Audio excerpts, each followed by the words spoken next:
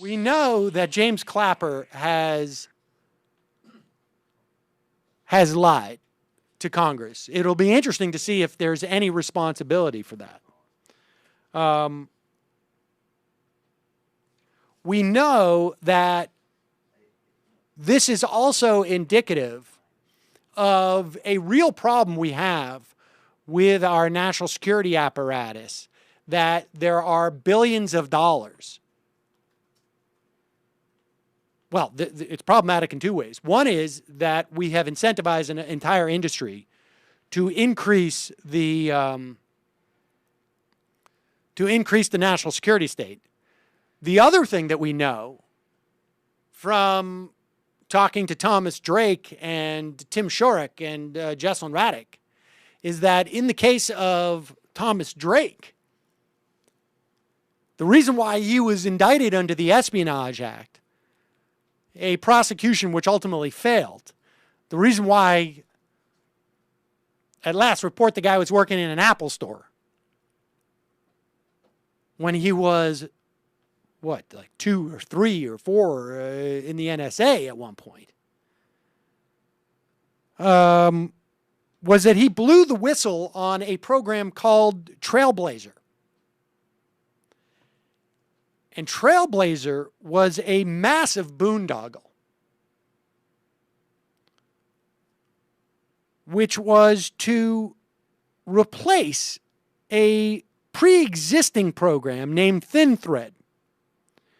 This was a more narrowly tailored program that was in place prior to 9/11. It had privacy protection built in. It was much more targeted. His boss at the NSA basically threw that out, brought in Trailblazer, which was an outsourced program, was incredibly sloppy, was much more along the lines of a dragnet, was extremely costly and over budget. He attempted to blow the whistle on this. He was pursued for espionage into the Obama administration, despite the fact that the special investigator for the NSA had found that his claims were accurate.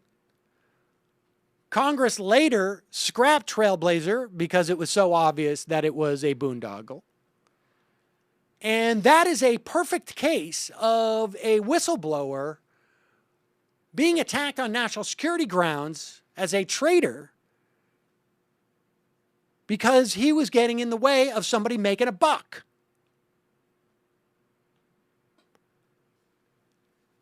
That issue is raised by just the existence of a guy who could be working at a Booz Allen, or, as what I understand now, he was working for Dell.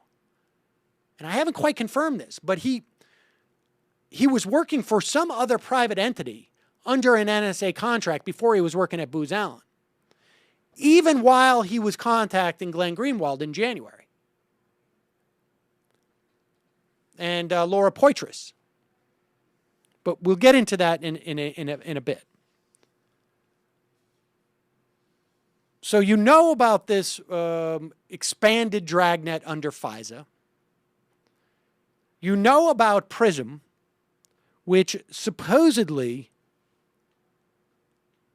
we are being told by a couple of members of the intelligence committees in the House and the Senate, and by others, foiled the New York City subway 2009 bomber plot by an Afghan-American named Najibullah Zazi.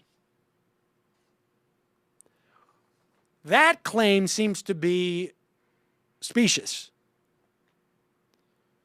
There are British and American documents that have come out of that person's conviction which contradict the claim that PRISM was involved or was the primary source used to locate, apprehend, and investigate this guy.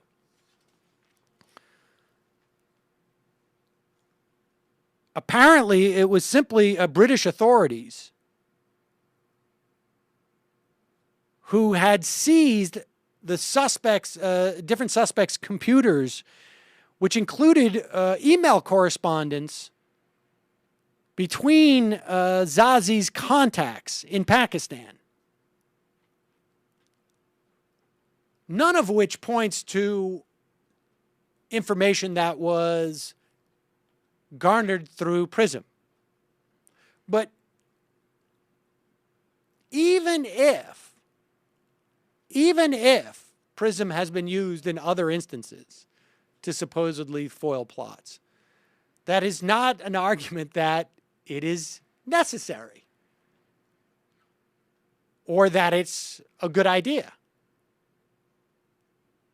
Certainly, if we had listening devices in every person's home in this country that were surreptitiously put into people's homes, we could also not only cut down greatly the threats from terror, but things like insurance fraud, things like cheating on your taxes, things like maybe stories about how you jumped the subway turnstile, any plots that you might have to murder someone, any plots you might have to rob a bank. We would certainly also, undoubtedly, if we had listening devices in every person's home and in perhaps the boardrooms of every corporation in this country, we would stop a tremendous amount of corporate malfeasance. We could go on and on. Where do we draw the line? And if this was all a top secret program by the United States government, aided and abetted by literally millions of private contractors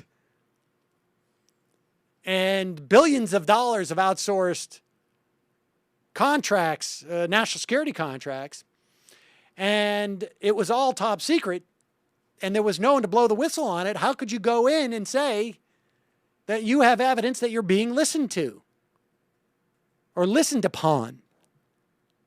Well, I found a bug. You can't prove whose it is, so who are you suing? This is the problem that we're facing here. And that is the value of this. It doesn't matter at that point who Snowden is or why he was motivated. That's all secondary, maybe tertiary. The existence of this guy, regardless of who he is, or how he came to this information, or how he got into the position that he's in, or how much he was paid,